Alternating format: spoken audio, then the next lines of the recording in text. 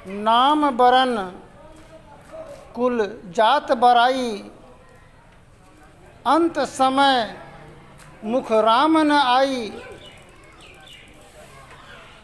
अंतकाल जम घसीट ले जाई। अंत समय में हम लोगों को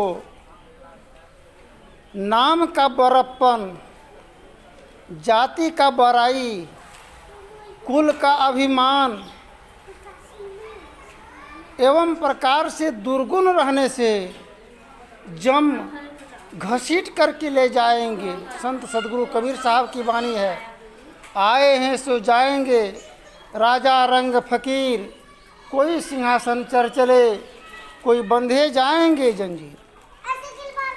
कल सुने थे कि 5 चीज़ को पकड़ना है और 5 चीज़ को छोड़ना है। छोड़ना किसको है? झूठ, चोरी, नशा, हिंसा, बेविचार। 5 पाप को छोड़ना है। सनातन धर्म के अनुयायी को 5 चीज़ को छोड़ना। ये 5 महाशत्रु है, 5 काल है जीवन के अंदर में। गुरु महाराज की वाणी है, माघ काले बाघ भूखा, बचो ध्यान की दावरे। इस्लाम मजहब में बताए थे कल, कलमा, रोज़ा, हज, ज़कात और नवाज, 5 पर इस्लाम मजहब टिके हुए हैं। 5 को पकड़ना है, अब 5 को छोड़ना है। तो बचा क्या? आदर बचा, मान बचा, सम्मान बचा, प्रेम बचा, श्रद्धाशील स्वभाव बचा। खेत में जब फसल लगाते हैं तो जंगल को नहीं बोते हैं, किंतु जंगल आ जाता है। फिर जंगल को कमाने के लिए मजदूर रखते हैं। संत महापुरुष ये मन के अंतर का जो दुर्गुण है, उसी दुर्गुण को निकालने और धोने के लिए धोबी बन करके आए हैं।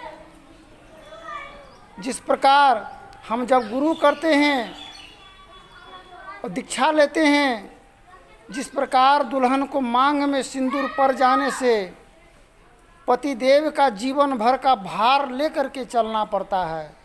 कभी उसका प्रेम मिलता है, कभी अनादर मिलता है, कभी अत्याचार, कभी जुल्म का सामना करना पड़ता है। ठीक इसी प्रकार दीक्षा लेने के ही बाद मन के अंदर में प्रारब्ध का जो पाप है वह पाप खोलने लगता है, जलने लगता है। एक दिन करत करत अभ्यास, जरमती होत सुजान, रसरी आवत जात, सिल पर परत निशान। नमाज पढ़ने से, मिलाद करने से मन की मिल्लत होता है, मन की बिखराव दूर होता है।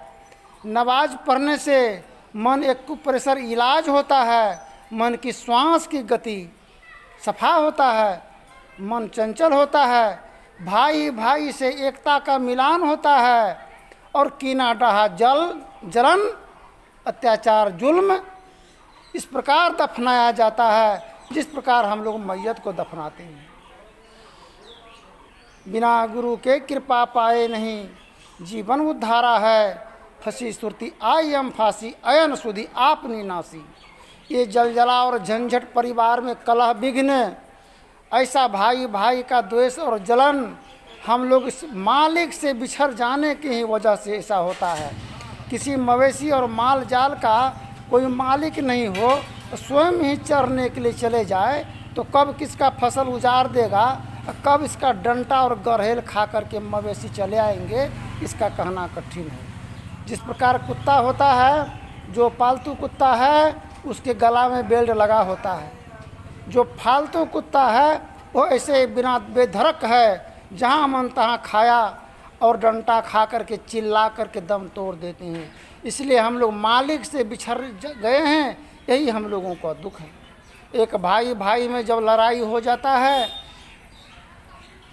तो दोनों गोतनी में भी लड़ाई हो जाता है। अब बड़ी गोतनी कह रहा है कि छोटा देवर का देवर आएंगे, उसका बाल बच्चा आएगा और मेरा गोतनी आएगी मेरे यहाँ, तो हम जहर खा करके मर जाएंगे। क्या ये कभी कल्याण हो सकेगा? छोटी मोटी बातों पर हम लोगों को ध्यान रखने की ज़रूरत है। ध्यान हम लोग क्या रखें कि हम लोग एक ही माँ का पिता का संतान हैं, एक ही सिकम से हम लोग पाले पोसे गए हैं। आज हम लोग अपने आप को रसातल की ओर ले जा रहे हैं। हम अपने पतिदेव को बुरी विचार का शिकार बना लेंगे और बुराई का शिकार जब बन जाएगा तो क्या मेरा सर्वनाश नहीं होगा?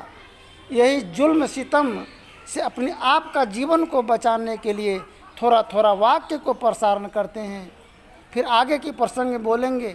धन्यवाद। जय हिंद, जय भारत।